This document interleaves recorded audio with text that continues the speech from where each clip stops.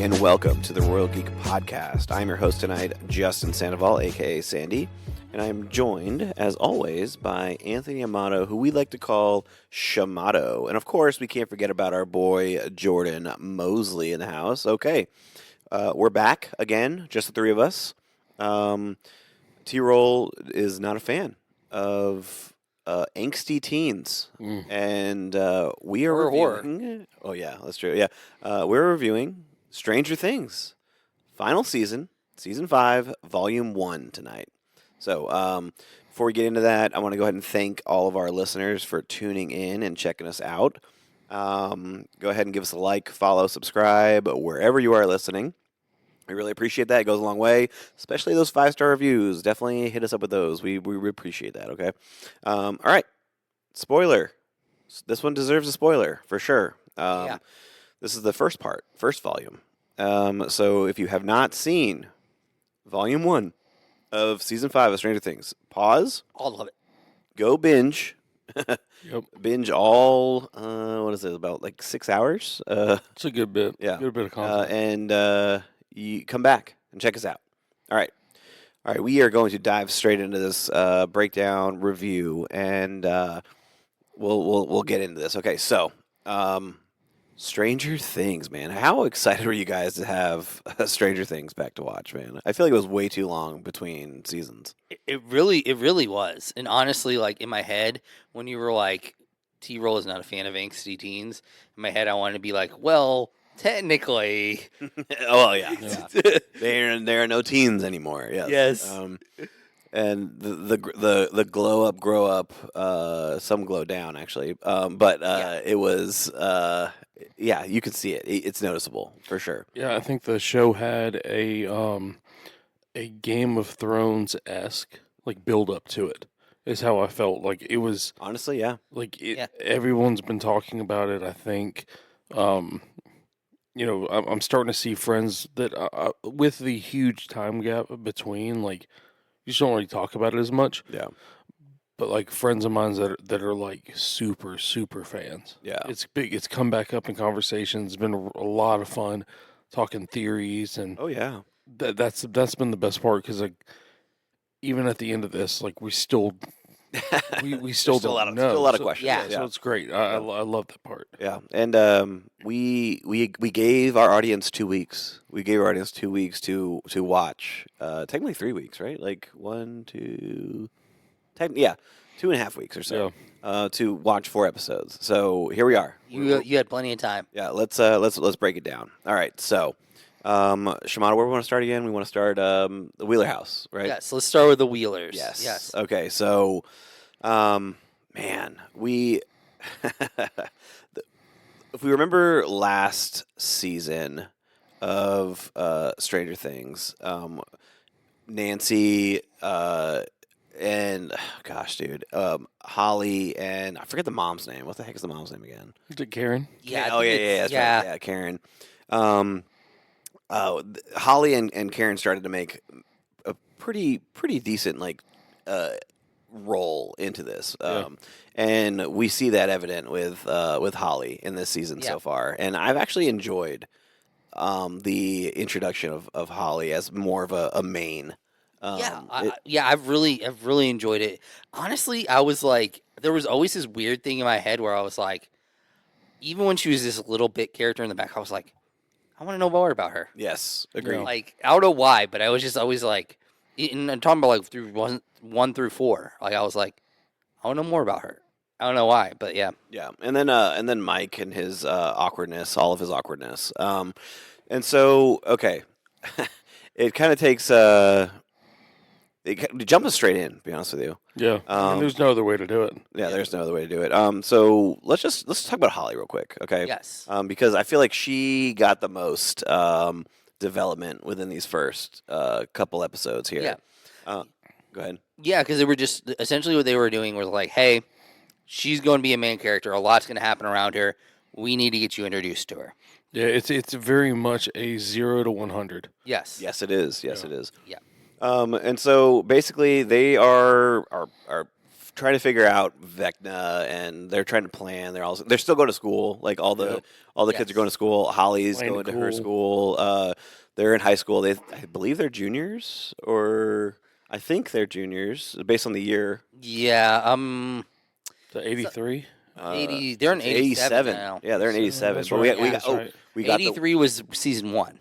Yes. Yeah, okay. We did get the flashback to Will, which in the first 5 minutes, which was released like weeks before the season premiered, where Vecna had Will and was pumping him full of slugs, Vecna juice. Yeah, and, whatever that is. Yeah, I don't know. We still really don't know. But and then he's essentially released, and he's feeling things and all this jazz that we're gonna learn and talk about later. But Mike is very dead set on trying to figure out how to put an end to all of this. Yes. Lucas is rocking the weirdest haircut I've ever seen in my life. I can't get over it. It's so strange. It looks very much like I think like every African American like side character from that time. Oh like, man, yeah. I think of the Burger King kids. I think of the guy from Captain Planet. Like they all had that same. Yeah, that high top. The high top. But he had a better high top last season. Like I don't understand. Like it's the rounded what's the front, like the front of his hair. Yeah. Just But yeah, and then we get to see hairline. That's right. His hairline's rounded. Yeah, and you get to see like Holly. We're introduced to Holly having this imaginary friend, and I think Mr. What's-It, which I love the fact that they connected it with the book A Wrinkle in Time. This year was actually the first time I ever read the book, which was honestly like I had no idea it was gonna be connected at all to Stranger Things.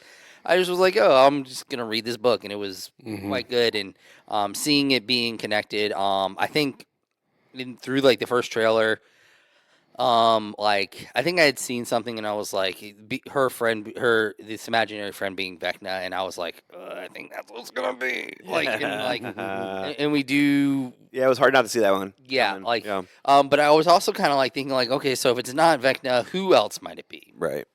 And I was like going through my head. I was like, who else might it be? I was like, maybe it's the other Creole.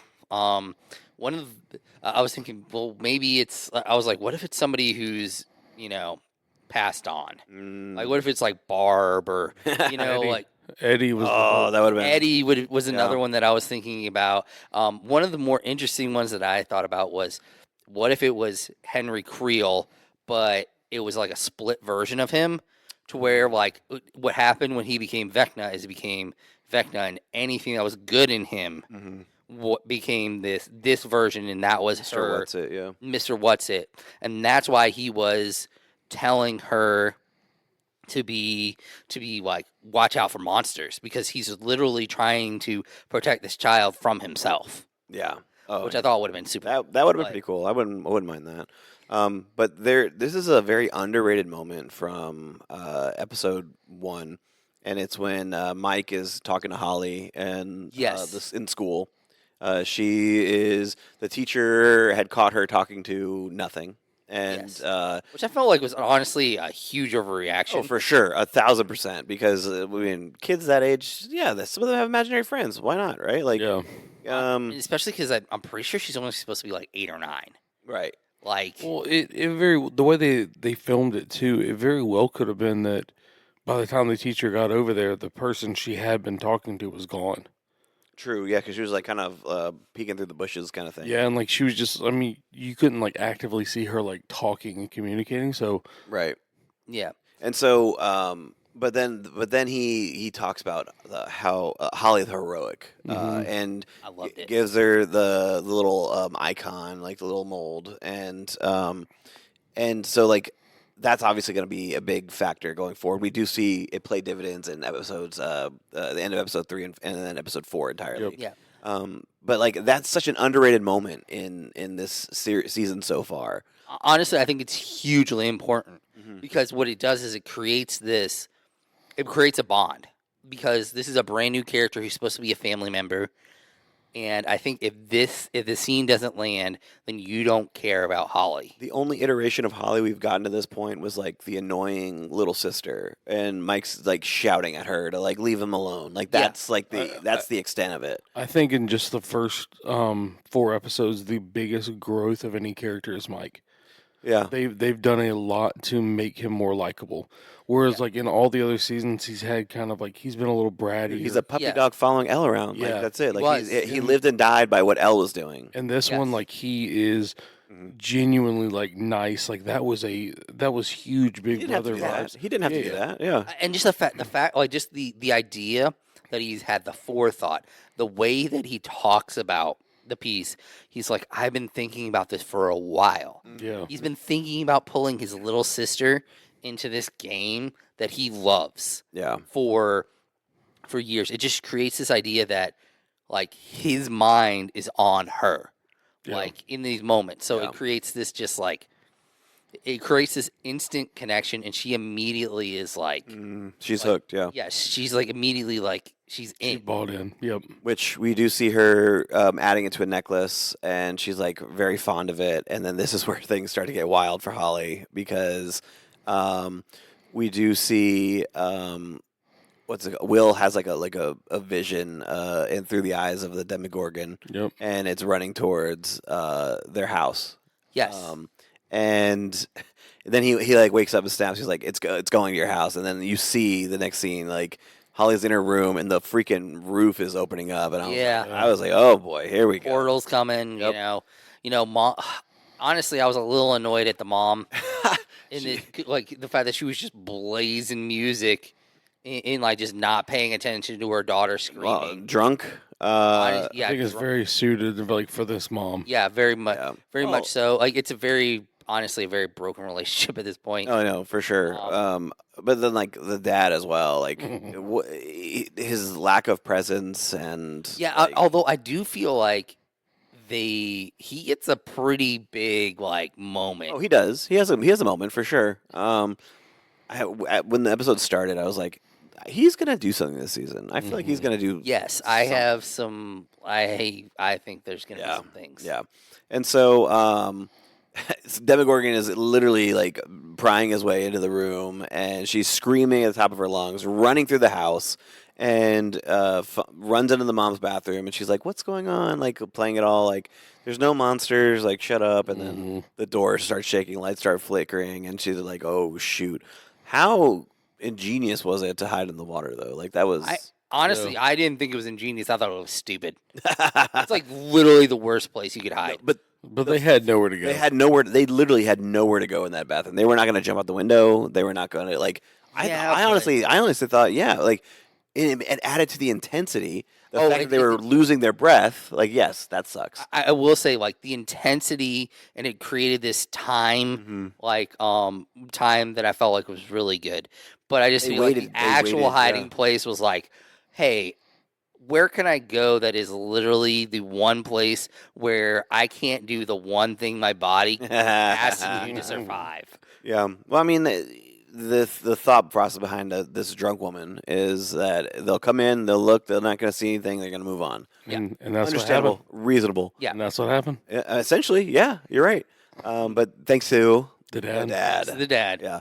What is it? Bill or Ted or No idea. I have no idea. No what it is. idea. Yeah, and I don't care. I what want it to say is. Ted. I Yeah. think it's Ted. That would make sense. Yeah, or some Bob, Jim. I don't know. Yeah, it's I don't one know. of the Some Something like boring. lazy Yeah. white guy name. Yes, honestly. exactly. He fits the mold too. So, yes, he comes in, figuring out what's going on. He sees something's going on. He grabs a golf club. He still has a golf club with him. Yeah. And he actually takes a swing and hits the Demogorgon, and Demogorgon quickly slashes him and throws him across the room. Yeah, throws him just across the room, and you're like, oh, I think that dude's dead. Yeah, I honestly, I was like, honestly, I was kind of expecting that. Yeah. And same with when they're the mom and Holly, Karen and Holly are in the kitchen, and you're like, oh, Karen's about to die. Yes, yeah, and then of course Karen gets her moment. And in this moment, which two things I thought it was very reminiscent of the moment in Aliens, where when Ripley is defending when she's in the mech suit, sort of. And I also felt like, oddly, it also felt like it was reminiscent of Mrs. Weasley. There you go. That's the one. Harry Potter. Yep. Like I thought those were the two moments where I was like, yeah, that's what this is. Yeah, it felt that way. You're right. And the entire time this is going on, because of Will, like Mike told Nancy to get to the house, and Yeah. Nancy is with Elle driving like crazy trying to Right, get there. going crazy. And they get there, and we see the mom on the floor, and like she's like struggling to speak, and says Holly.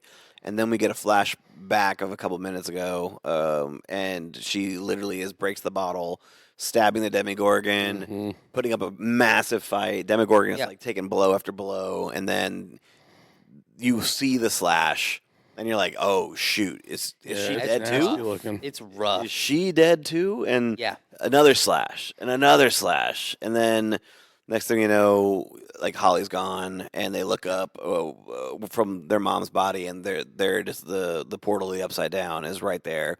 And Nancy, Is that a new wrinkle in this season? Like where they're just like ripping holes? Yeah. I think essentially what it is just like the idea that they're just getting stronger. Okay. Like everything's just getting more powerful, and so it's more easy for them to break into this world. Yeah, like I don't have a problem with it. I felt like it was like a new wrinkle that was added in. It did seem like it was less. Well, there were less entrances before, for sure. One thing I really wish that could have seen is I would have loved to have seen if they had shown up before the mom got slashed, like Nancy and Elle had shown up, and like maybe Holly was there, and you get a scene of the mom. I would have loved to have seen the mom see her daughter transform into this just like badass. yes, Like Nancy coming around the corner with a shotgun and just like putting shells into this Demogorgon. yeah. And maybe it doesn't actually. Maybe the mom still gets slashed, Holly still gets taken. But I would have loved to have seen her mom like see her daughter as this Machine, awesome like person, because I feel like that's one of the things that like. She's the sharpshooter. She's the one that uses the guns, and because she's a good shot. So she's basically running the show. In general, other than like Hob, it's her. Yeah. And so Nancy's the one who says, "Elle, go after, get Holly." Yes. And Elle walks right through the slash and to the upside down, and it closes behind her, and she's now in the upside down. And I do find it interesting that like the military police shows up, and they're looking around. They see the tear, and but then we flash to the hospital. Yes. And their mom's in surgery, and their dad is in a coma, and so they're not dead. Which No. A part of me was like, okay, will we have stakes? Like that was the big question. I was like, okay, if they're not going to kill them now, like will anybody die this season? Like that's the big thing. Like I feel like somebody has to. I feel like in order it would make sense. In order to make this hit home, we'd have to get rid of some people. Yeah. Not everybody can make it. Yep. Yeah, and like I do think. I mean, I was expecting some people to go. Yeah. Oh Yeah. Like we've got the we're keeping tally on kind of the betting lines of like who's gonna make it, who's not. It's just fun. But like if you would have asked me if I thought that nobody would go in the first four, I would not have believed you. Because Stranger Things has killed people off. It has. Yeah, I mean, it's very much, literally episode 2, I think, was like when Barb. But it's all side characters. True. It is true. Like, and it's quick build-ups on side characters. They get you to like. Yes. Bob. They kill them off quick. Bob.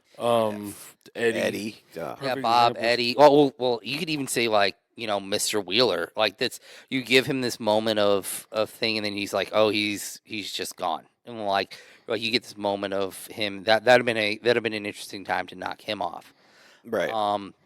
But yeah, and then we get this you get these outbursts by Nancy, and then they're kind of dealing with their trauma, and you're getting these conversations that are going on, and they start kind of putting these pieces together of like they get this hunch from Lucas, and essentially they're like, well, it was like, huh, like maybe Mr. What's-It isn't imaginary. Yeah, he drops the line of like he doesn't believe in coincidences anymore. Like it's Yes. everything is for a reason. Happens for a reason. Because honestly, in this universe, the most crazy thing in this universe would have been more crazy if Mr. What's-It was an imaginary friend and wasn't, a part of this. Like that would have been the crazy thing. Right. Yeah.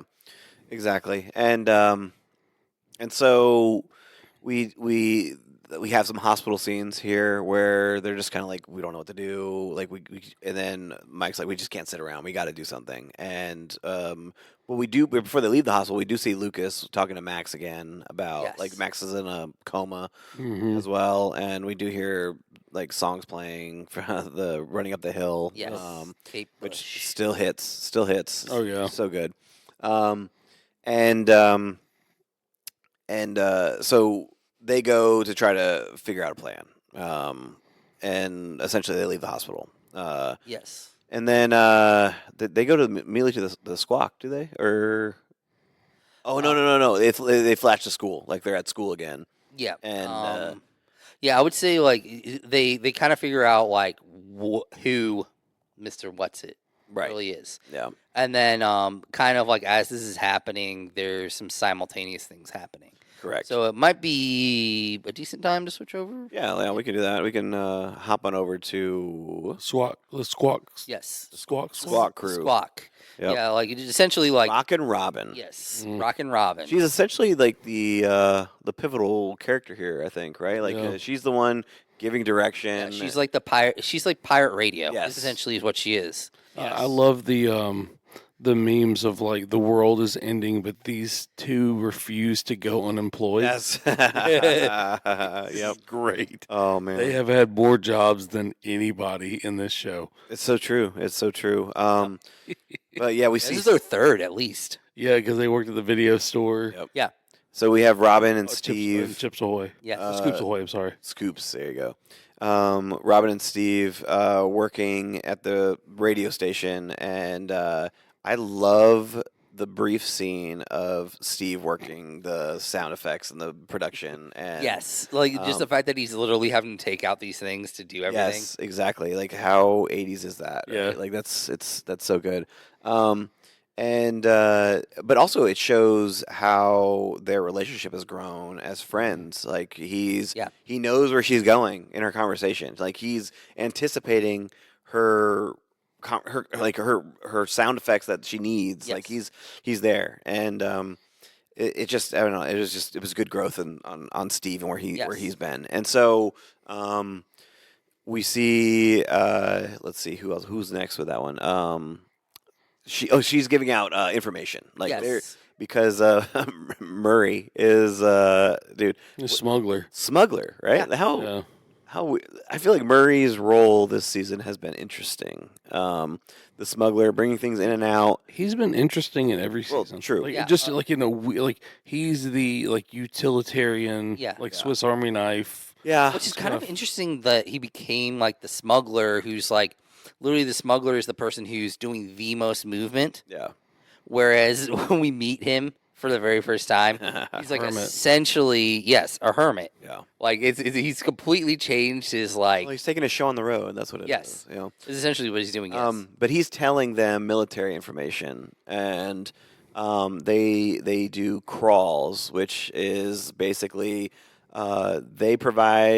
Robin provides information to the rest of the team, and they act on like scouting out the Upside Down based on what the military is doing. Yes. And I was like, okay, I'm seeing this. I'm feeling this. And They've militarized like that. That's one of the biggest the things teens, in the Gap. But like they had everything down to a like, science. Like it was.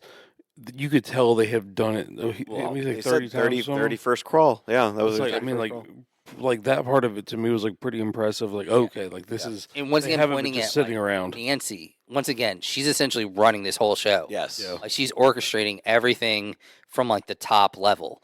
So it's really cool seeing her just be like Right. in this role. And then you get obviously Hopper is the main person who is doing the crawl, but Yes. we see him introduced with Elle in a training sequence, which is very like montagey homage to like Rocky and Yes. she's Hot even Rod. right, yeah. Oh gosh, Hot Rod, especially what she's wearing, which her outfit is like straight from the Goonies. Josh Oh, Brolin, yeah. Josh Yeah. Brolin from the Goonies. And so you see she's clearly gotten stronger. Yeah. She's able to do a lot more control with her powers, and she's doing this obstacle course, and Hop is like, "You got to meet a certain time in order to go with me." And she's like, "I'm going to do it. I'm going to do it. I'm going to do it." They get the call from Rockin' Robin, ignores her time, but not really. Like he still knows that she made the time, but he refuses to let her go with her. And then as far as like military goes, I feel like it's a pretty big emphasis here. Like I still kind of have no idea what Linda Hamilton's character actually is doing right now. Like it doesn't I'm we're 4 episodes in and I'm still like Yeah. a little puzzled with what the heck's going on with It's her. a little odd because almost like you can't really tell like how evil she actually is. Yeah. I think it's she's very much like towing the line. Like, is it just a misunderstanding of sides, or is she actually actively like acting in a evil nature or an incompetent nature? Because up until this point, essentially, um, either the doctors or the military have kind of taken a side in the sense of they've either been essentially working with them or they've been just straight up evil in these moments. So Yeah. she's, I mean, it seems like she's sort of leaning towards the evil side, but like I could also see it being a misunderstanding of some sort as well. Yeah. Oh yeah. And then we obviously got some military goons that are going to be pretty pivotal later on. But okay, let's see here. So they go on the crawl. Yes. Let's. Do we want to talk a little bit about Dustin before they go on the crawl? Yes. Dustin, we see him. He seems to be the most lost character. He seems to be very Eddie, lost. the loss of Eddie has really affected Yes. him, and the jocks are giving it to him extra hard because Locker is pushing him against the locker, ripping his shirt, wanting to fight him. Which, and in a then- way, it makes like if you take a step back, it makes a little bit of sense why they're doing this because they think of like Eddie as this. symbol of like bad. Yes, that's because- happened to them. Yeah, because of they essentially point Eddie as being part of what has happened to Hawkins. Yeah, Like they don't know The what he mainstream did. media. They didn't. Yeah, like essentially they haven't been told because they aren't telling anything to anyone about what's really happening. So in some ways, you kind of like got to be like, okay, yes, they're kind of like evil d-bags, but they're also like. Once again, it's a misunderstanding in a lot of ways of like where people actually lie. yeah, and he's getting beat up, punished, pushed around, and they want to do the crawl, and Dustin is at Eddie's his graveside, Yes. and he's cleaning off blood. Well, paint or initially whatever, he so- thinks it's paint. Yeah, and then he because discovers it's that's why he blood. has the acetone, Yeah, or the paint thinner, or he has one of those two. yeah. And then he feels it, and he's like, and he recognizes Yeah, his it blood. was the snake, Yes. Eddie's snake, or yeah, Eddie's snake, and then jeez, dude, and then he gets jumped, pummeled, destroyed. Yes. But he put up a decent fight. He just Honestly, yeah, he was just outnumbered. He was. Yeah. I mean, it was like 5-on-1 against dudes who are actually like athletic. And that's a hard thing to pull. Are you speaking from experience, Shimano? No, just kidding. No. I'd be on the other side. But so anyway, he gets beat up, which makes him miss the crawl, which he plays a pretty pivotal role in the frequency Yes. and following Hopper in the upside down while they are right side up. Yep. And so they have to make do, and they send Jonathan as the person with Yes. Steve, which this for me this is like, okay, all right, we're gonna do a love triangle here, and they're gonna be each other's throat. I'm like, okay, So the second one, Yes. the second one so far, Yes. They've pinned the two, the climbing the Yes, tower and then this. If you don't mind, this is where I would like to insert my rant, if possible. We've All right. been waiting. Here we go. So essentially, my idea, I've deemed this a love triangle regression. So this is essentially, it started like I hated the scene of them racing up the tower. It was such a cringy So cringy. like It was. moment of just like Male get over bravado. yourself. Yeah. Like understand what you're doing. Like they're supposed to be creating these like moments of like what is really important, and they're squabbling. And Yeah. like this thing just like, and I think the biggest issue that I have with this is essentially because they've inserted this love triangle. All three of those characters have either regressed as characters or have been stunted in their growth for the last multiple seasons. Yeah. Like for example, like the best part about Nancy and was because she came out and she wasn't this she showed that she wasn't this like little girl who couldn't do anything. She was this badass. She was She wanted to be a journalist and discover the truth. She was trying to do all that kind of stuff. And I feel like because of this love triangle, they have taken the focus off of her being that, and they put the focus on, oh, do I need to pick Steve? Do I need to pick Jonathan? What do I need to do in this situation? And I feel like they've done that to her. I feel like it's been a complete Jonathan Byers has become insufferable. He's such a difficult character to enjoy. Season 1, he was from like the beginning of the season. The beginning part of the season was probably the most likable character. Yes, because of the fact that like you could just see how much he loved his brother, how much he loved his mom, how much he was trying to find his brother, going out of his way in every single moment to try to beat these odds. And especially in season 4, but he was non-existent in season he was just he was a pothead, yeah, he was just a pothead who was removed from everything, and he just hasn't like the thing that was those two things that really were important to him, his mother and his brother, he essentially has ignored because now everything is focused on Nancy and what Steve is trying to get in there. I will say this: I do think by the end of this season, I don't think Nancy's going to fall for that route of I need to pick one of them. I think she will overcome that, or at least I hope she will overcome that, and she'll be like, I'm not picking any one of you guys. Like, I'd be okay with that. Yeah, I think that's how it's going to go. It honestly, I think they're gonna force her hand, and she's not gonna have a choice. I think one of them's gonna be off the. There you go. Yeah. Off the market. That's very possible. So throwing off one last little thing is like the whole thing with the cassette and the ring in it, and I was like, oh my gosh, I was like, oh, that is so terrible. Yep. I hate that so much. It was so awful. Which we do get the rant by Steve later on in the van when he's talking to Jonathan, and he's like, they're going back and forth, yelling at each other, and he's like, and he finishes it off with like, the only one more miserable in the relationship than you is her, and like calling him out on that, and like the fact that Jonathan is trying to save the relationship by giving her the ring, like that's just that's like the idea of like let's have a baby to fix this relationship. We have terrible communication and we barely like each anchor other, baby. But let's put a baby there. Yes. Anchor baby. Yep. And then like one final part, the character of Steve. Although so by the end of season 1, you were like, okay, like Steve, he's not this selfish dude who's awful. Like he's there's more to him. And then season 2, we get this. The best part about him is his relationship with the kids, especially Dustin. And then in this season, they decide to make him like last season. They kind of removed Dustin from Steve's orbit by inserting Eddie, which of course Eddie was a great character, but I think the reason they moved him out of Steve's orbit is because they decided we're going to focus on this love triangle.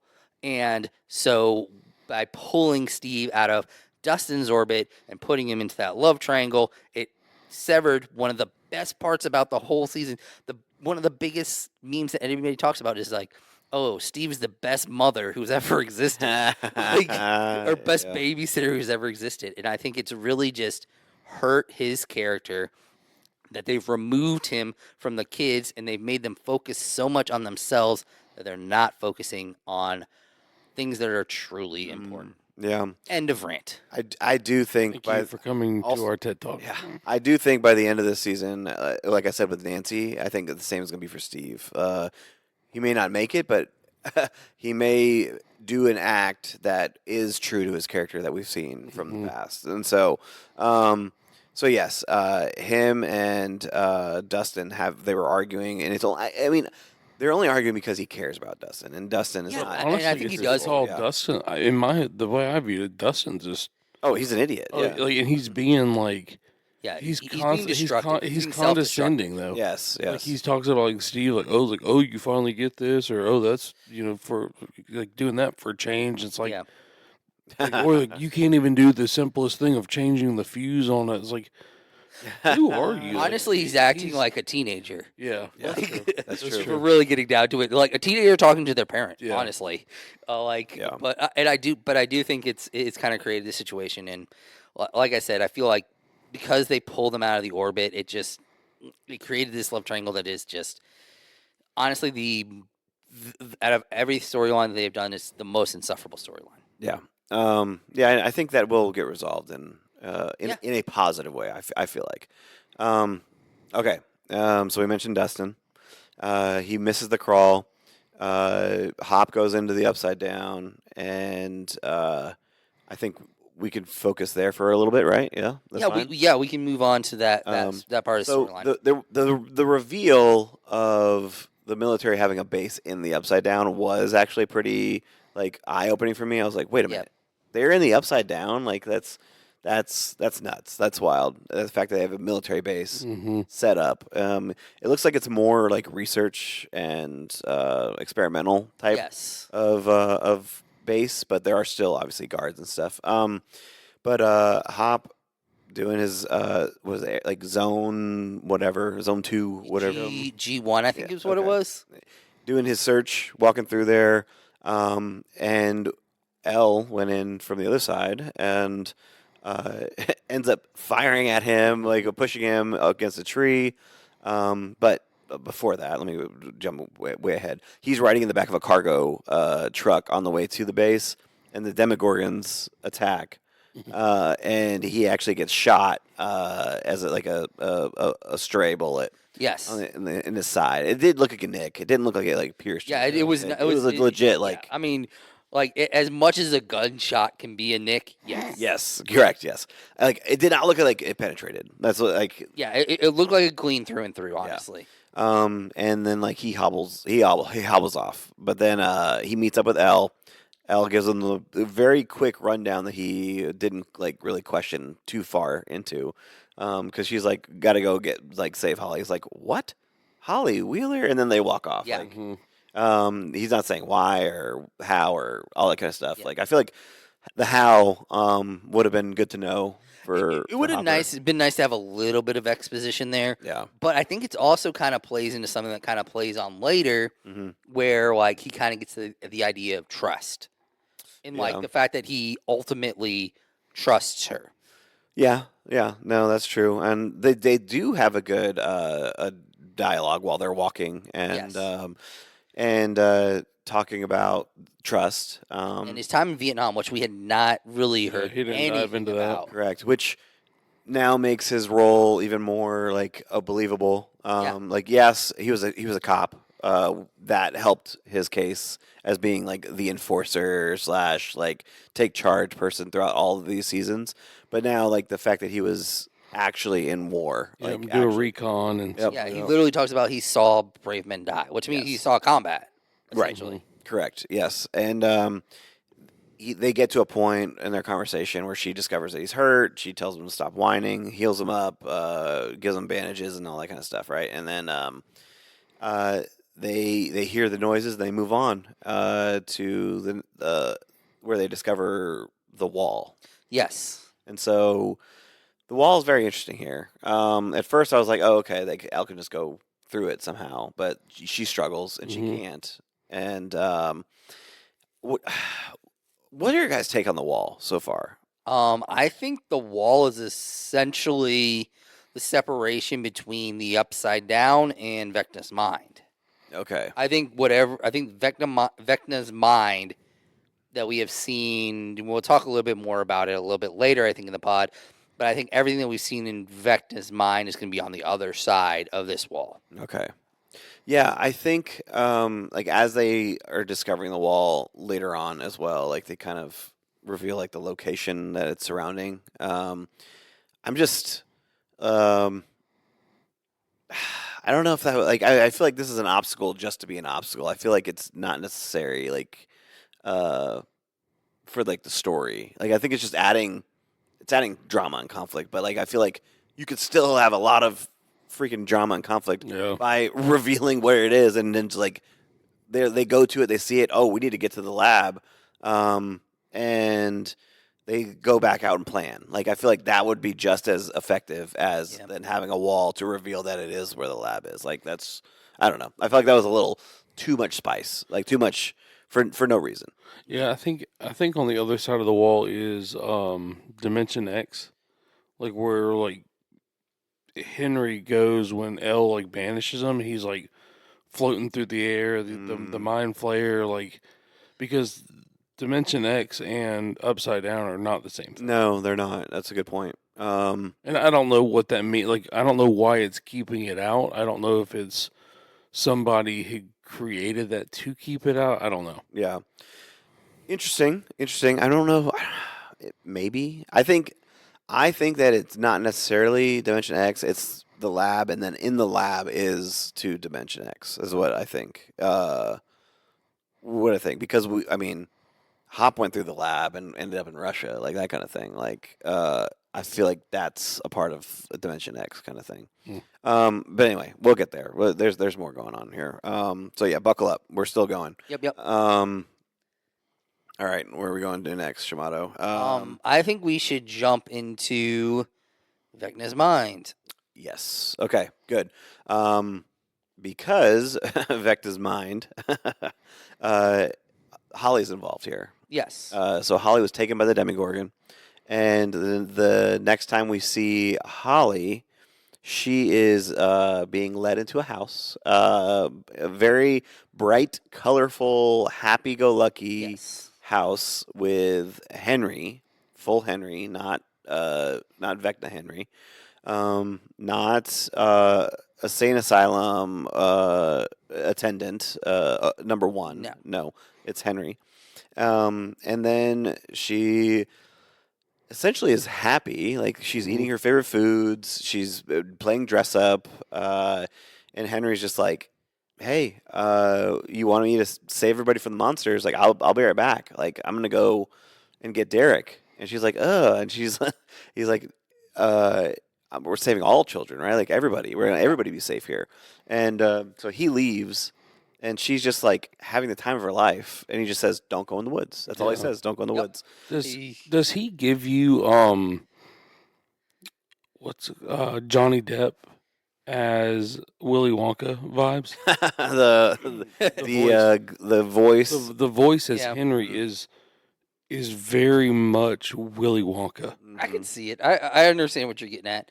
And his look, his eyes. Just listen for it. You will not be able to unhear it. It sounds just like him as Willy Wonka. Yeah, which I mean, Johnny Depp's very 80s, so that would make a lot of sense. Yeah. You know, like especially that time period. So yeah, but she just seems very like she. Honestly, it's kind of odd, like how calm she actually is about being in this area, even though like she trusts Mr. What's-It, but it's also like, hey, you just saw your mom get destroyed, and you just saw, you just got taken by this monster. Yeah, exactly. But you're like, now you're cool. Yeah. Is she like, is she technically like hooked up like Will was? Yeah. Based on the flash glimpse that Will sees in episode 4, yes. Yeah, I would say like it's sort of almost like The Matrix. In a way, yeah, where like her mind is in this, she's in quote unquote Vecna's mind, and that's where all this positive stuff is happening. But her body is in this other connected place, very similar to like the way that people are connected into the Matrix. Okay, that makes sense. Yeah, surprisingly. But but so yes, she Henry leaves to go save more people. Yes. And she is having the time of her life, and she gets hears a noise outside, looks at the mailbox, and finds a note to walk through the woods to a cave, and she does walk Yes, through there. She gets her bravery. She's brave and heroic, Holly the heroic. And I love how she has started to look like her little figurine. Yes. Yeah, she looks like her figurine, almost like I almost got this like Little Red Riding Hood vibe. Yeah. Oh too. yeah, for sure. But yeah, she's embracing the role that Mike has given her, and Yes. Which that's what a lot of like the character building in general is for the kids, is embracing what your character is. yes, You know. yes, and she goes through the woods, and she gets spooked, she gets scared, and runs away from things that are moving, and Yes. sets up for a cool cliffhanger in episode 3 where she's like hiding and like looks up and Max is there, Yes. and so immediately that was like the clue. Like we figured that she was in Vecna's mind, but like this was like the definitive. Like okay, Yes. we saw Max's body in the hospital, so we are clearly not in the physical. Yeah, we're not in realm. a physical realm. Yeah. Yes. And Max, seeing her, and in episode 4, like her just telling everything, the story of like what happened, and with her being in the asylum, like Yes.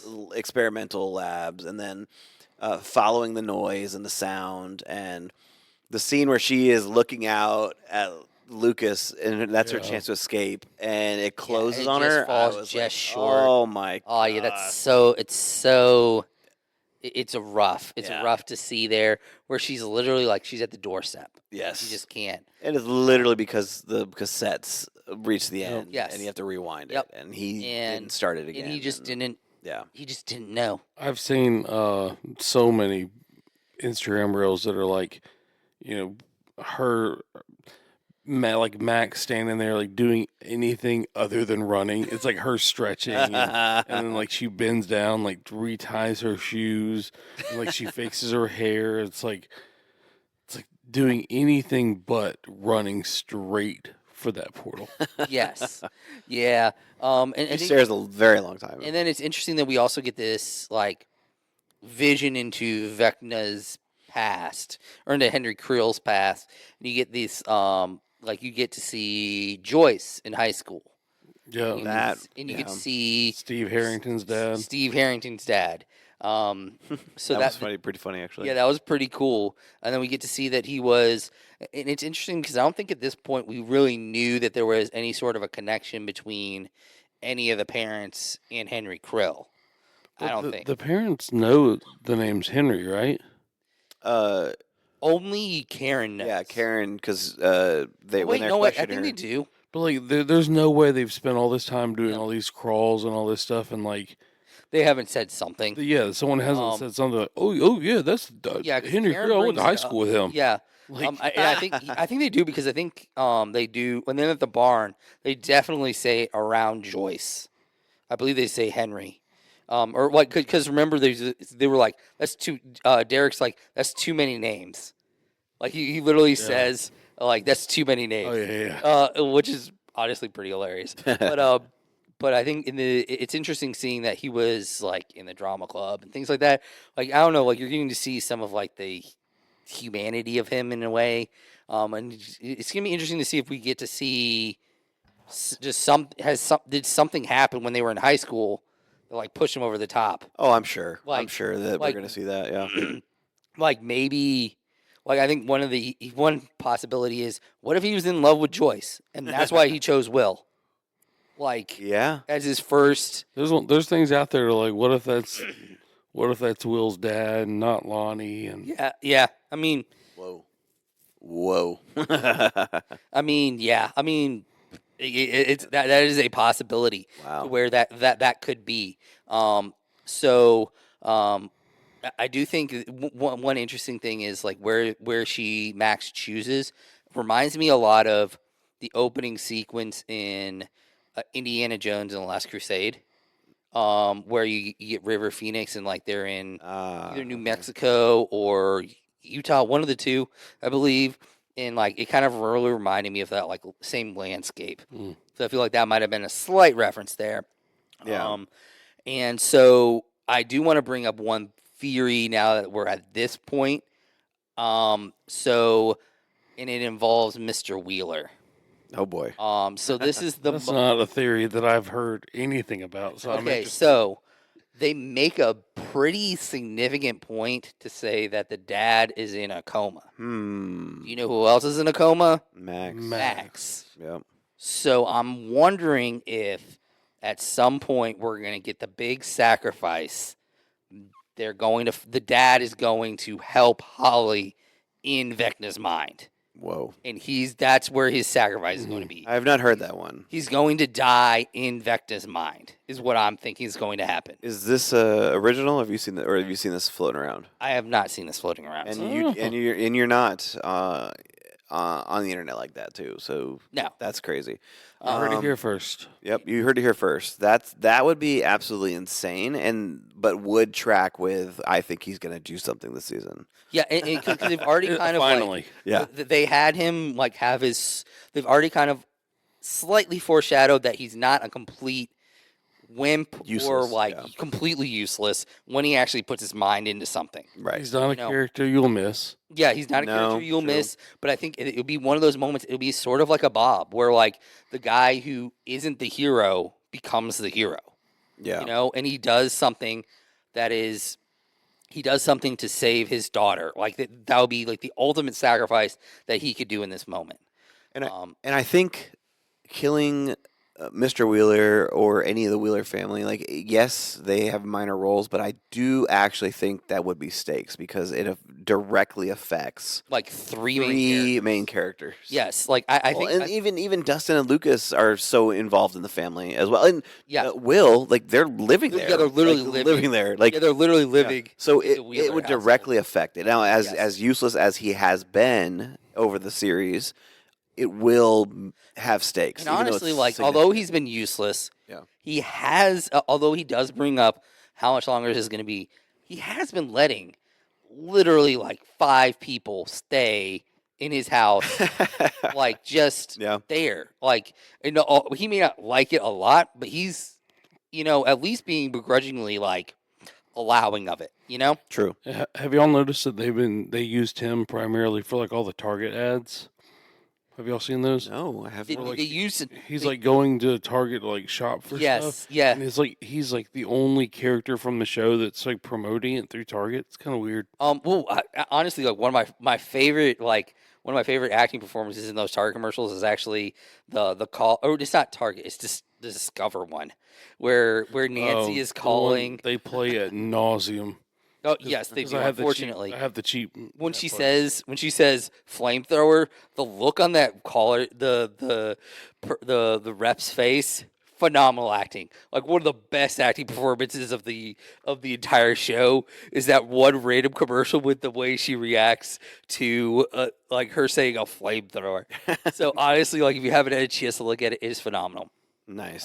My second theory, which is maybe a little bit less in the base, is that Max is not actually going to be blind. If she comes back, she's not blind. I think they were kind of pointing at like the possibility that was what was going to happen to her, but I think it was something that happens later with another character, with their eyes and the way they look in the moment. I think it's just because she's in Vecna's mind, and I think if she comes out, she's not going to be blind. Mm-hmm. Yeah. Yeah. All right. So interesting theories. I would love to see if any of those actually pan out. As our resident idea and writer guy, I really hope you do hit on one of these. We'll see which one it is, though. Okay. So basically, Max is like, we have to stop Vecna from the inside, and the only way we can do that is if you, Holly, you do it, and you have to pretend like you don't, you haven't met me, Yes. seen me, and go back in and infiltrate through the inside, Yes. and that is Holly's like, wait, what? And then like you see her kind of compose herself, and like She kind of like grabs at yeah, her, yeah.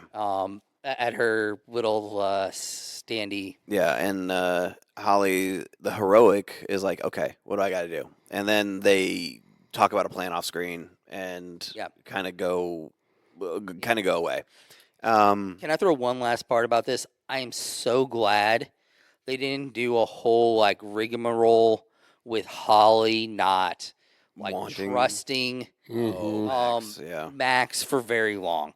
It was essentially like a 30-second thing. Yeah, Max like shut it down. It was like I know your brother. I've been in your house. Yes, Like, multiple he was- times. Like he Like, got all the time.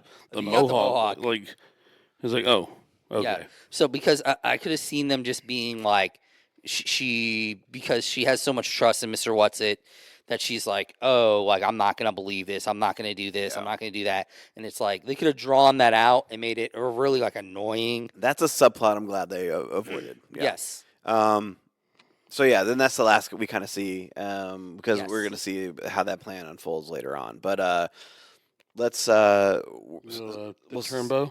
Well, yes, I was gonna say Yes. we're Or still the family Turnbow, and then Yes. we're still in quote unquote like Vecna's mind, right? Will and Robin discover that like Will's essentially a transmitter slash seeing Yeah. through Vecna's eyes, and the closer he gets is when he sees, and so he remembered a memory of kids spinning and laughing, and ends up discovering that like Derek is the next Derek Turnbow, new character, Yes. chubby little kid. He's kind of an a-hole. Yeah, he's dip. I love the nickname. Yes, it's so good.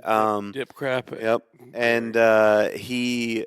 And the way they introduce him, and you're like, oh my gosh, I hate this Yeah. kid. Oh yeah. Like, I hate this kid so immediately. much. His outfit though, Oh yeah, I know. great. He's in. The funny thing is that like you hate him because he's doing such a good job Yeah. at what he's doing. Like he's got that down pat, and so he's next, and so they devise a plan, the squawk crew, to take all of them and essentially keep them safe. Yep. Yes. They're gonna home alone. Yeah, the home, house. yeah, Yeah, essentially. set up the house as traps everywhere, which was an incredible scene. Yeah. Well, before that, we get the reintroduction of Lucas's sister. Oh my word! Who, Yes, phenomenal. Erica is incredible. She is. Yeah, she's like. She has some pound for pound scenes that are just like Yeah, every I'm scene glad that they she's keep in. him that way too, though, because I think with the season like the mall, like it was too much of her, and she got annoying. I really like that they've gone to like you're saying, like when she comes to a scene, like she brings a lot Yeah. to it. Yeah, like They go away from it, Yeah. which is I think has been great. like the whole like her scene, and I love the fact that like the way that she talks about her friend, like, and then she's like, and then like the way they get her to like be a part of this plan. you'll never like, have to speak to her again. She'll never want to speak to you again.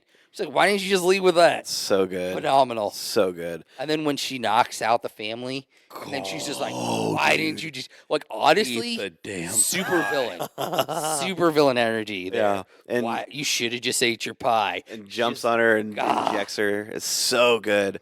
They get him out of the house, and then they set up the traps. They just saw into the floor, and then it works, right? It works, and they end up putting up a really great fight against the Yeah, Demogorgon. it's phenomenal. Lighting him on fire, spikes and nails and all this kind of stuff. And the And transmitter. yep, they Nancy shoots him up at the transmitter, and it takes off in the upside down. And man, Steve is like, you know what? I'm gonna go in after them, and he drives straight through the upside down, which I forget what word he used. Like it looks squishy, or he said it looks soft, or I don't know. He was like, well, he was talking about a treat. It was essentially like I don't know what exactly it was, but it was almost like it sounded like it was almost like a Three Musketeers bar, where it was like it has like a hard outside, oh yeah, and it has like a soft nougat on the inside. And like essentially they find out bopper. that It's a bopper. Yeah, yes, yeah. a bopper. Essentially they find out that the Demigorgon is first going back to the farm where they're at because it's actually going after Derek again. Because he took the hood off and he could see through the eyes of Derek, and so they knew where the location was. Derek, I knew Joyce goes up to him. He's like, "Oh, I'm protecting you. Can I take these off?" And you like listen. He's like, "Yes, yes." And then immediately like immediately he's pushes just, her, runs around, and watching him run and climb honestly, up there. don't blame the kid. Well, I don't blame the kid either. No, he's Joyce- literally kidnapped. Joyce has been insufferable this season. She's been rough. She Yeah. has been the worst character. But then again, like season 1, she was a little crazy. She was crazy, but she was awesome. Yeah. In Yes. this one, she's like overprotecting. Yeah, she's telling become him to run, scarred. and whiny. Oh, she's Yes. whiny. Very whiny. Yeah. She's become incredibly scarred because she's seen what's out there. She's trying to protect her children from it, Right. which is understandable in a way.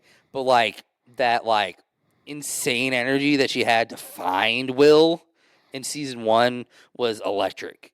Right. You know, her willingness to do that. It's you know, and it's kind of like it's interesting because both her and Jonathan have kind of lost that electricity, like the whole like that like that drive, that like you know that being pushed up against the wall type of energy where like I have to fight back, and they both kind of like fallen and become complacent in a way. Yeah. Yeah, and so the Demogorgon is running in the Upside Down away from obviously Steve and gang who are driving in pursuit, and they're trying to catch up, and they lose the Demogorgon, and end up crashing right into the wall that we were talking about earlier.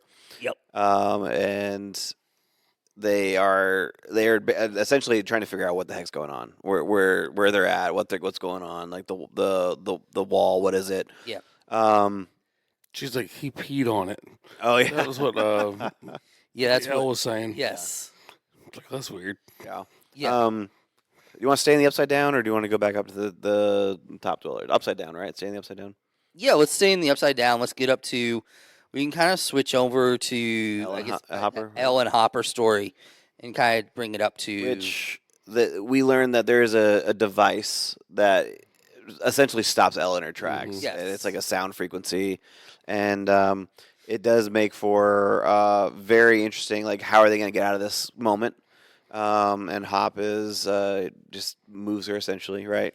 One of the interesting things in this moment is like how easily they are just killing Oh, I know. like just random people. Like I get that she pulled down that helicopter, Yeah, she's snapping necks, like, like she's doing that, and like Hop is just like, mowing them down. yeah, let's just pop, pop, pop, pop. Yeah. Like it's kind of crazy that they've like like collateral damage has essentially disappeared in this universe. Yeah.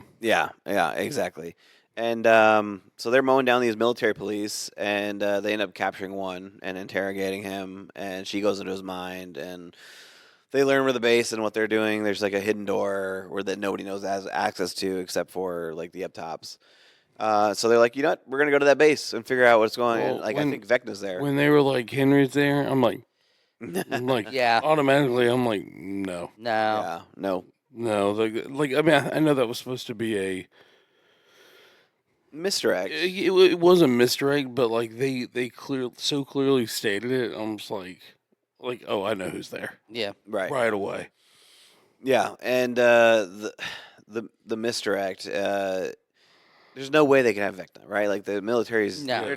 Military's been portrayed as dumb and like every season. Competent, And, yeah. And so there's no way. And so they do infiltrate the base, and And I love how they time it up with the lightning, but then like she counts at 7 seconds. But then as she makes her approach, you don't really see the lightning again. And so like I'm like, what's going on here? Like there's and the little thing is, continuity error there. And then she's like, literally she's like, I can do it 7 seconds, and her second jump, she counts and she doesn't do it right, and it's like, come on. She kind of gave a look though, as if she was like she knew it wasn't 7 seconds, intentionally trying to get attention so that she could do a sneak attack. I feel like maybe that was the case because like there's like a moment, a little look that she gives, like maybe I shouldn't do 7 seconds. Like I don't know.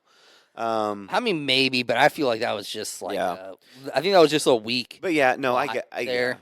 But essentially they go into the base and Hop gets strangled by this creature thing. Yes. And Elle is suffering again, but is able to have a dialogue with Dr. K, right? That's her name? Yes, K. Dr. K. I do think it's interesting that they gave her a moment to fight back without her powers. They did. Yes, they did. You're right. They question Dr. K, but she literally gives nothing. She gives no information. I'm still like, what the heck is going on with Dr. K?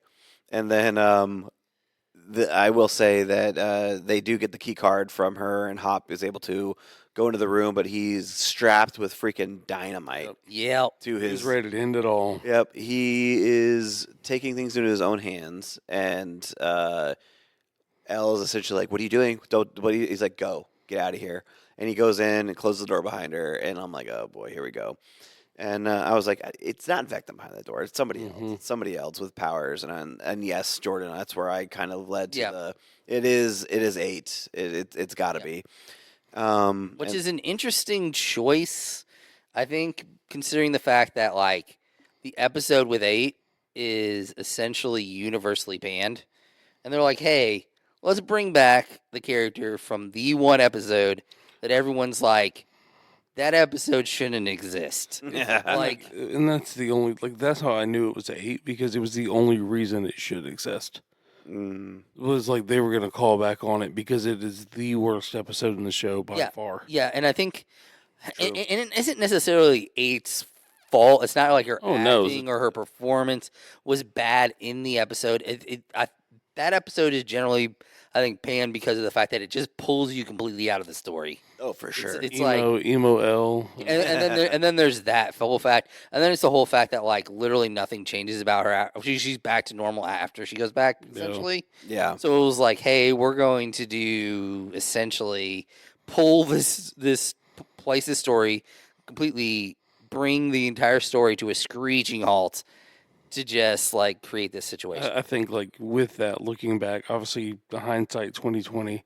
They could have done a million different things to introduce 8 that had nothing to do with that crappy like punk gang, punk gang, and her like that was.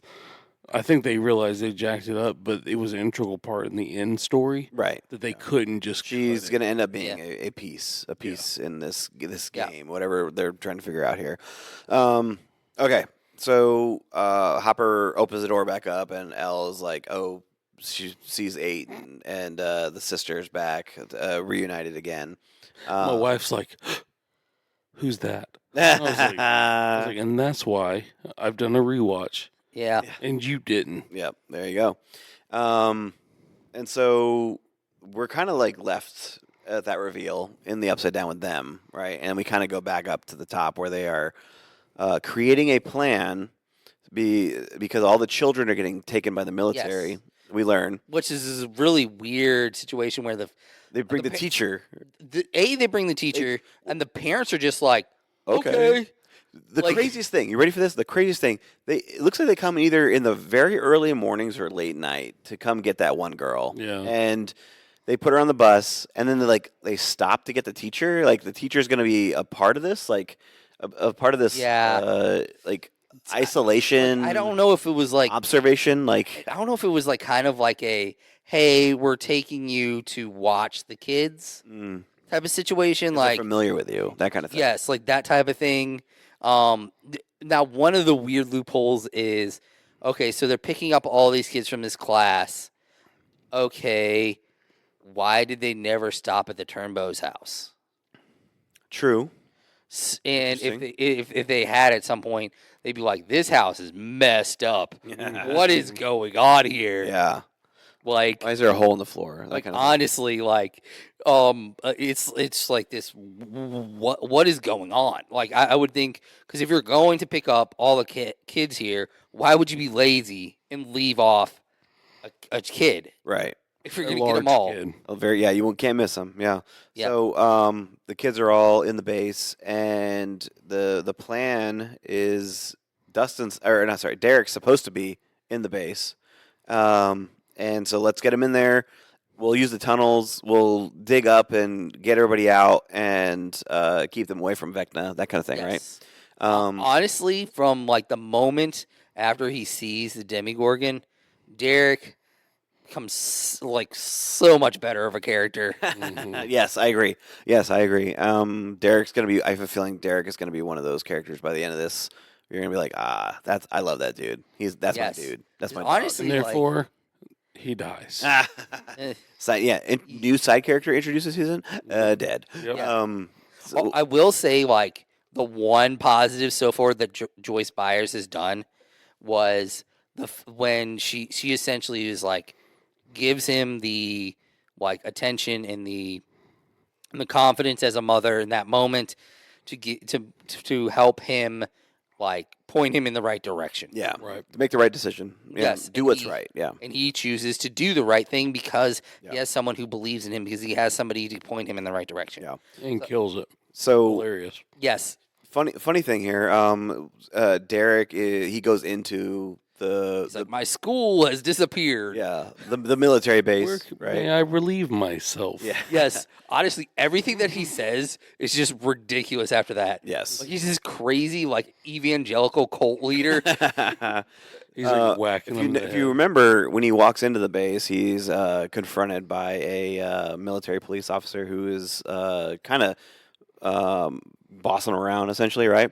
The actor playing him, the military police, his name is Julian Green, and he actually played college basketball with my brother-in-laws, and so it was like Interesting.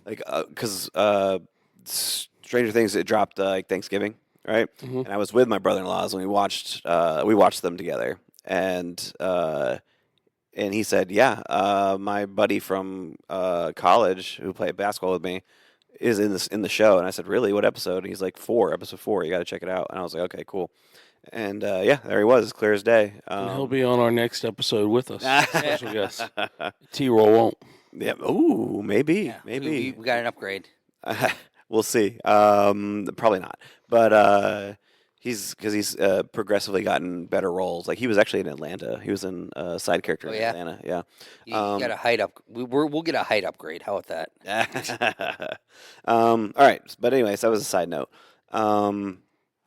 Okay. So anyway, you're right. He does become like this evangelical cult leader where he's like, "Have you seen What's It today?" Like, that's that kind of thing. And like he gets them, and they're all meditating. All the stuff that he says is just ridiculously hilarious. Dude, how hilarious!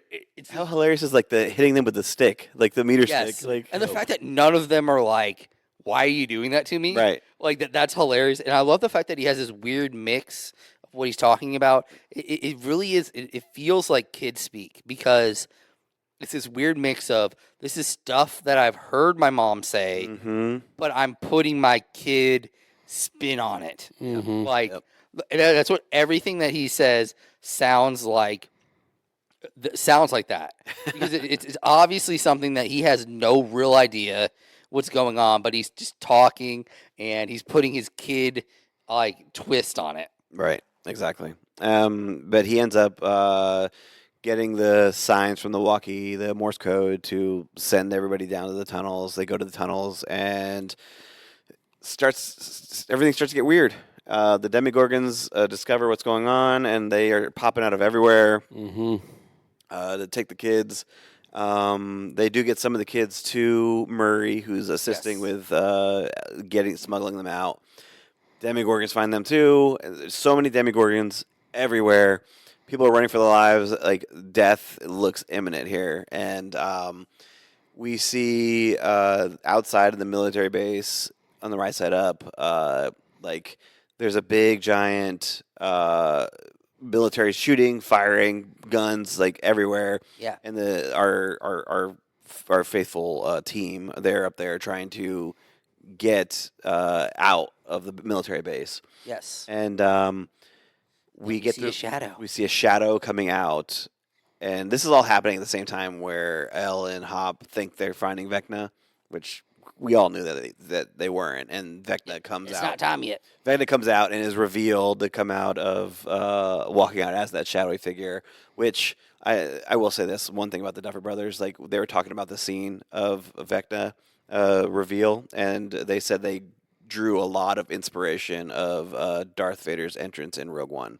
And so when he comes out, he's just kind of like bam, bam, like shooting people, force push, like breaking bones, and he's all like stabbing people in the heart and the eyeballs and the back of the head. Like honestly, that back got to the me. head. That got me. kill, I was like, I was "Whoa." like, sick. I was like, oh, that is a sick yeah, kill. I was like that right there. That's why we're watching the show right here. That That's was like- phenomenal. That was like Super Saiyan 2 Vecna. Yes. Yeah. Like that was his second form. He was just slightly different than the last season. So like the last season, like I mean, he had like the pudgy belly. Yeah, a little pooch. Yeah, Yeah, a little bit of pooch, the dad belly. Yep. And Which then is this season, he looked awesome. Like Yeah. kind of like an armor muscles. Like it was. Yeah. It was. Yeah. It Really looked like Super Shredder. Which honestly, that was part of. Ooh, Oh, good that's pull. that's Good cool. pull.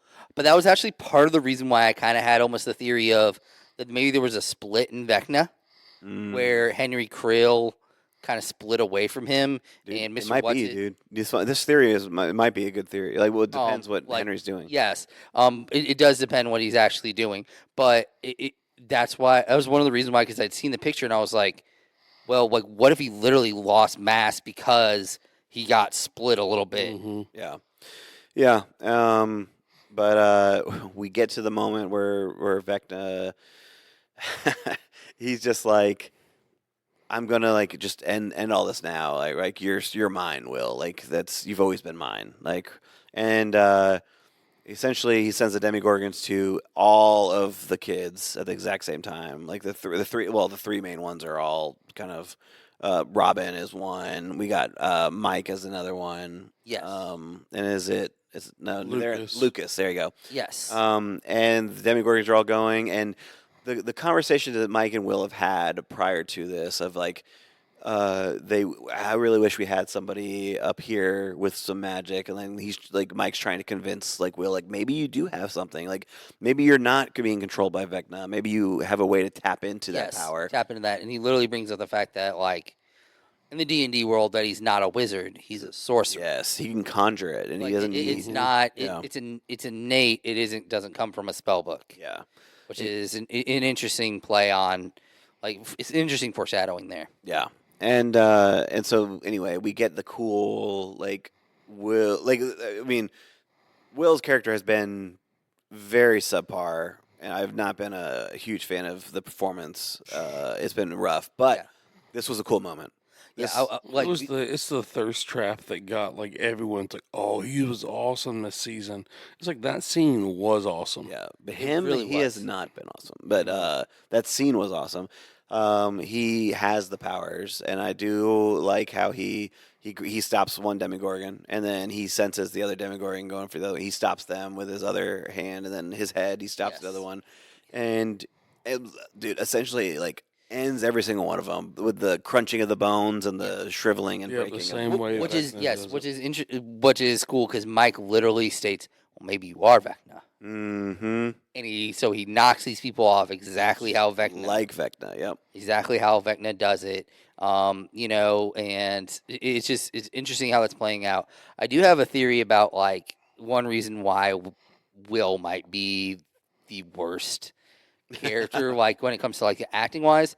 I think it's because although he was central to the storyline in season 1, Will wasn't in that much of the season. True. I don't think they were thinking this needs to be the best kid actor that we hire. Like legitimately, I think they were focused on we need to make sure that we nail Elle.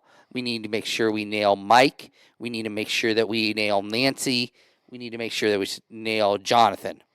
I think those were the 4 kids that they were really that they were like top tier importance, and then they were like, okay, and then next tier down, you needed to nail. I think you needed to nail Lucas and Dustin and Hopper. Yeah. And I think Steve, is actually 1 tier down from their initial. I'm talking about like their initial thought, because I think Steve was kind of like really like we need to. I think he was an afterthought because of the fact that I think in a lot of ways they were not expecting him to be to become like what he did. Yeah, what he became.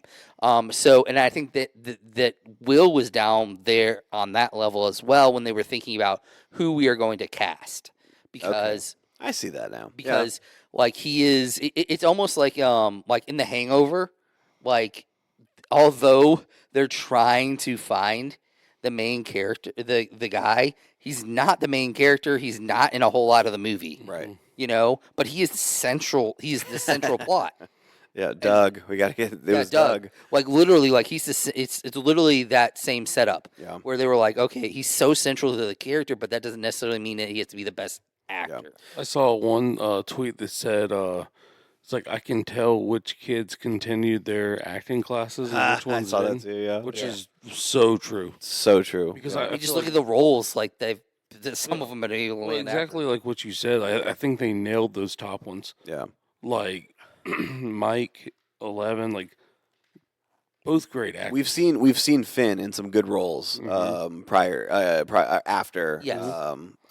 Stranger Things. Elle has been in Millie Bobby Brown. She's a very strange individual, but she has put out some very entertaining. Like the Enola Holmes movies were actually solid. She does some phenomenal. Yeah, she's so good in those. But yes, so Will has his moment where he actually is doing something really cool. I think that is one of the things we just have to think about is like tiering the acting, because you have to remember, like, they weren't thinking, oh, we're getting 5 seasons. They were thinking we need to get through this 1 season and like put out a good product. Yeah, all these actors' children are not in the budget, and Will's the bottom of it. But anyway, so then, yes, essentially, that's where it ends. Mm-hmm. Yes, Will doing his thing. Yeah, I do think it's like and essentially we're kind of coming to this point to where like, okay, so essentially what has happened is Vecna has learned how to create children like the lab did. Yes. That's essentially what we've kind of come to this conclusion. So essentially what they like, okay, so Will is now working towards being like Elle. Yeah. And maybe not as powerful. Essentially, Vecna's trying to make an army. Yes, an army of children. So he's essentially trying to mold these children's minds. He gives a speech, a monologue about why children are easily manipulated and used and crafted and molded. Built, rebuilt. Yep. So, very interesting stuff there. So it's going to be interesting to see how it plays out. It's going to be interesting to see, like, is this going to be one of those things where is Will going to be evil at some point? Is this going to be one of those things where it's like... Will they, won't they kind of thing? Yeah, like, is there going to be... so one of the things is they built up this idea of, like, being who you truly are. That's who they, like, kind of built into it. Could there be a situation where, although he had a great moment with Robin to kind of, like, commiserate about their sexualities, and she kind of came to the realization that, she knows who, like, where he's leaning, and she sees it, Is there going to be a moment where, like, embrace who you really are, your true self, that kind of thing? Well, yes, but is Will going to try to, is he embracing himself in this moment, and then does he try to embrace himself later with Mike, and is he rejected, and does that push him into the arms of Vecna? Potentially. That's potential storylines that I'm not saying that's necessarily what will happen. They may not, but I'm saying that's an avenue that's an open door, I think, or at least something maybe he gets pushed a little bit in that direction and then comes back in a way. So that's gonna be interesting. Okay. Well, let's finish it off here. We've gone on a very long time, but it's 4 episodes, so obviously Yes. bear with us. But let's finish here. Jordan, we'll start with you. Like, what's been a standout out of these 4 episodes for you? Um, I think just the. I mean, I think visually it looks great. Yeah. I think visually it looked really good. Um, and then a lot of the minus one or two, the chemistry between the actors Yeah, has been really good.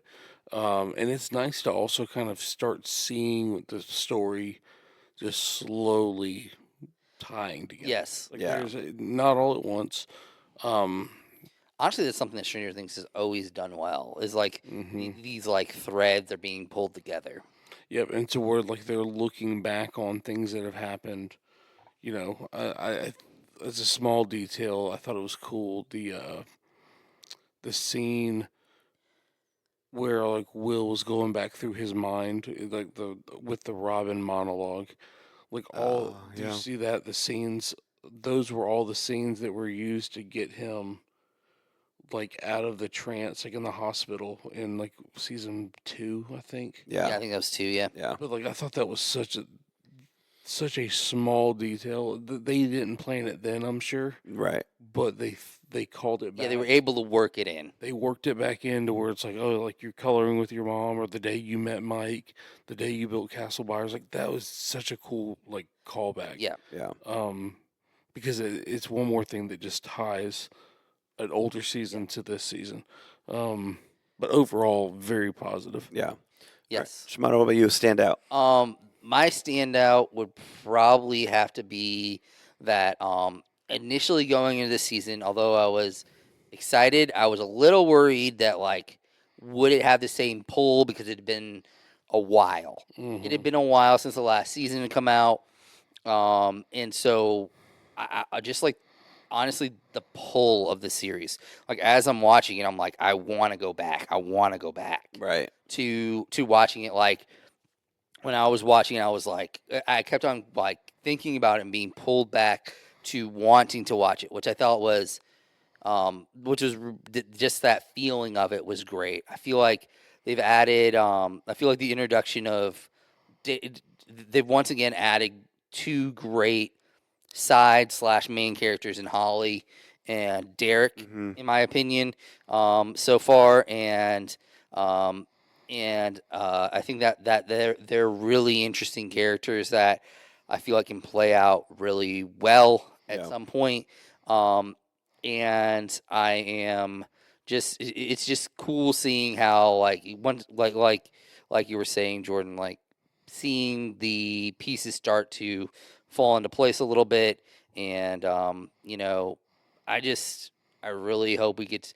I really want Nancy's parents or to see Nancy be awesome. I just honestly like that's one thing I Yeah. want to see. Yeah, nice.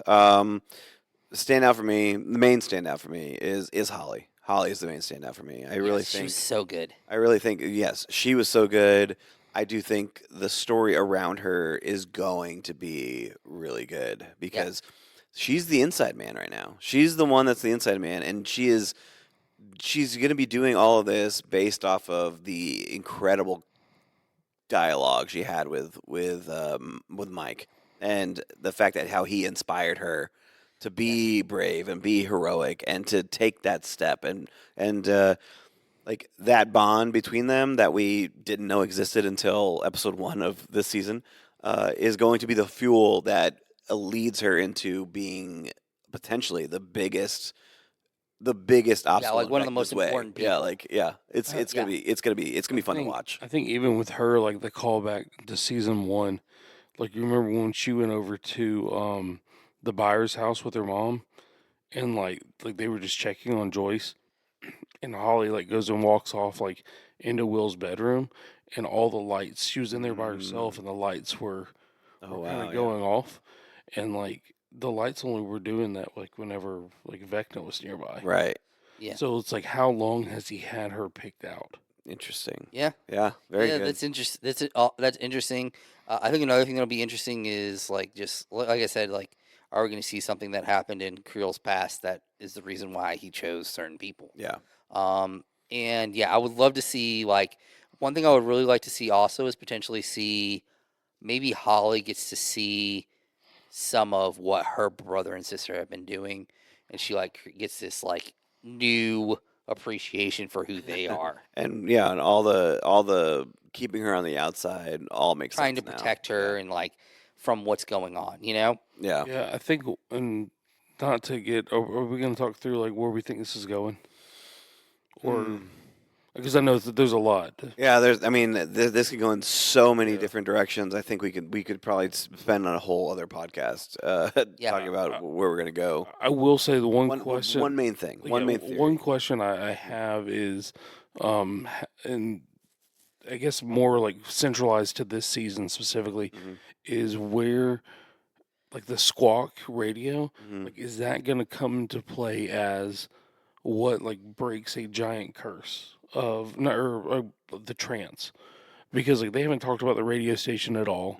All of a sudden this year you see all the merch, you see everything, and the music is what brings people out of their trance. Yeah. Like, are they going to be using that to send out radio signal? I don't know. Like it's just all those like coincidences. I'm interested to see if that plays anything in it. And I'll be really interested.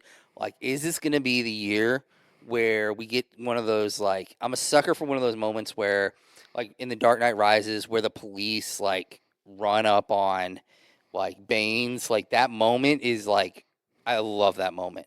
Where the are we going to get to see, like, all of Hawkins behind these kids? All of a sudden, they've been protecting everybody in the shadows, being picked on, being all this. Are we going to get like a moment where like Hawkins rises up to like help? Yeah. The one theory that I've been seeing going around about the rest of the series, I don't like it necessarily, but it would be interesting if they pulled it off in the right way. But this all being a part of their D&D game that they've been playing for years. That would be so impressive. If to pull it off the right way and actually make it like believable would be very, very impressive. But it also is like a cheap out as well. Oh yeah, it would be a huge cop out. Yeah, but I don't know. I don't think so.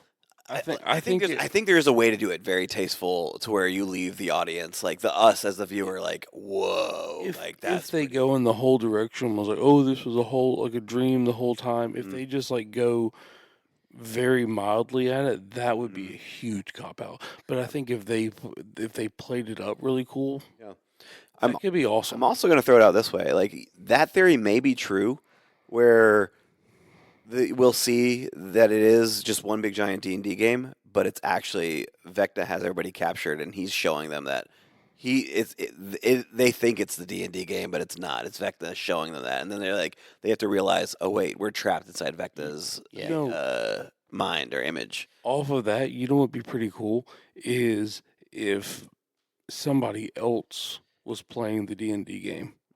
Like oh yeah, like they don't even know that they're affecting. Almost like the movie Stranger Than Fiction. No, like not that they're affecting it, but like they're other people are playing D&D and make believe, and these are the characters. Yes, they're actually Stranger Things are the characters. They're not on the board. Yes, they're not like. Yeah, not Jumanji-ish, but like it's not like they're moving will and they're making moves of will, but like these are the characters they've created, and they're kind of almost living their own lives. That'd be interesting. Yeah, like it would be interesting to see like one way I could see them if they did a D&D campaign, like what if like they jump like 20 years in the future and they're technically having their